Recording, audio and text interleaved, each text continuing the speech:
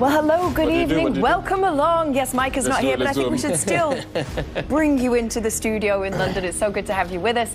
Kate, Thierry and Jamie, Mike are over there in Paris, Anita and Peter over there with him too, so we'll check in with them very soon. But let's just talk about what we've just seen. PSG through 3-1 on aggregate against Arsenal at the Parc des Princes. Well, what were your thoughts, Jamie? I haven't been able to hear them for the last half an hour or so. The best team won. I was impressed with Arsenal's performance in this game. They actually did a lot more than I thought they would, and I think they'll come away from the game thinking they were maybe unfortunate to lose the actual game in itself. I mean, even though PSG missed the penalty, let's not forget, but they put up a really strong show, and I think in that first 20-25 minutes, I think they gave PSG a real scare, and they were very unlucky not to go 1-0 up. What's your perspective, Thierry? I mean, like Jamie said, I mean, the best team went through. And people will talk to me about moments, and yeah, moments do matter, details do matter. Paris Saint-Germain blitzed Arsenal at the beginning at the Emirates I'm talking about, and scored. Arsenal did the same thing at the Parc des Princes and didn't score. And yes, you will tell me that Donnarumma saved it. People will talk to me about the miss of Bukayo Saka. I can go also with Desiré Doué not giving the ball to Barcola. Barcola missing almost a 1v1. Okay, Declan Rice touched it. Them missing a penalty. We can have a lot. At the end of the day, the best team went through. It is painful, but there's nothing really you can say. At one point, Arsenal started to be really direct. Any throw-in, any free kick, anything were played long in the box. No, seriously, and by the way, it works. It did work, but not enough. And there was a difference between the two teams for me. Does this feel kind of like a coming of age for PSG in some ways for this team? Yeah, I think so. I think they've looked better than Inter Milan in this competition because that's all that matters now. And I think if you're PSG and you get to the final and you come up against Inter Milan, who are a very good team, but it's not Real Madrid, it's Big Meeks. Meeks, Peter Schmeichel and Donnarumma reunited. Being ignored. Will Donnarumma know what Big Meeks is? Big Meeks is being ignored. He's just watching, he's letting the goalkeepers have their moment, I think. I mean, I love that moment. Peter Schmeichel. look at that. He knows who Big Meeks is. Love. He's going to ask him now who his favourite is, isn't he? Who's your favourite? It's you. Look at Mike. Mike, I was asking about his shoulder. Yeah, I'm okay, he said.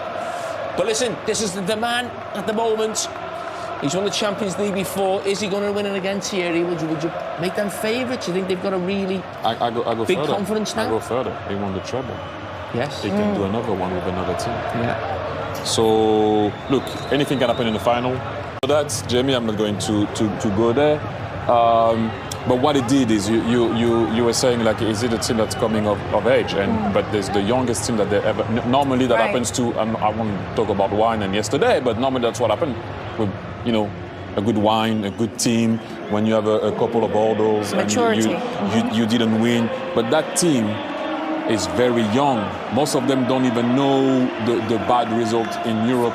For Paris Saint-Germain, and they don't really care. They went to semi-final last year. They're going to the final this year, and it looks like they might win it. But hey, don't sleep on Inter. It's going to be a very good final. 55th birthday, by the way, tomorrow for Luis Enrique. We should say very happy birthday from CBS and all your friends here. Huh? He's a fan of the show, isn't he? From time to time.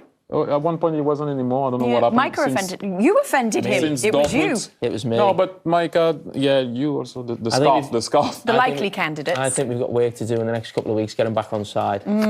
Yes. Well, maybe you should be your charming self. I'm sure it will help. Let's go over to Paris and join our friends over there. Who's there for us? Peter, Micah. Big Meeks. Oh, Ashraf. Hello. Good evening. I feel like Ashraf Hakimi is working for us. Ashraf. Can you hear the studio? Do you hear us now, I Ashraf? need to turn it up a little bit. Ashraf! Hello, good evening, congratulations. How is that feeling? I mean, the celebration, come on. I think it's amazing. I cannot describe this moment with the fans. You see the ambience. We work really hard since we start the season. I remember when we be out of Champions League, no one believed in us, so we work together. It was a difficult moment, but we deserve it. I said before you was my top 2 fullbacks, but after watching it, I think you've just edged number 1 now. What an absolute performance that was! Wow. Thank you. Up, down, offensive, defensive, so much energy. Yeah, in this kind of games, I motivate myself more than... No, I don't know. I just do what I like to do, make the people enjoy. I enjoy also play this kind of game, so I'm really proud for my game, for also the performance of the team, and I'm really happy. What are you doing? Playing right back, right full back, and then you end up on the left-hand side and scoring the goal. Just is the freedom that the coach give me. Yeah, the coach make me say for me go forward, be free, inside, outside, and I feel good in this kind of movement that the coach let me do, and I can make it in the pitch. Can I ask you about the atmosphere in the stadium? It's one of the best, if not the best, I've ever heard. I think yes. I think we have I don't know if it's the best or one of the best support stadium in the world. Where I'm really happy, proud to play in Paris Saint-Germain in front of these fans. We know that, like I said before, it's difficult moments in the season, but is the one of they believe in our work, and they support us always, and they also deserve these kind of moments.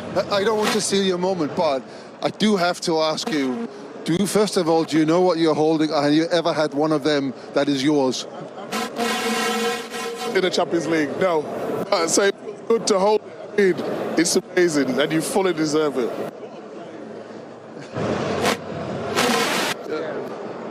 This is part of the team. They deserve all the players that they play today.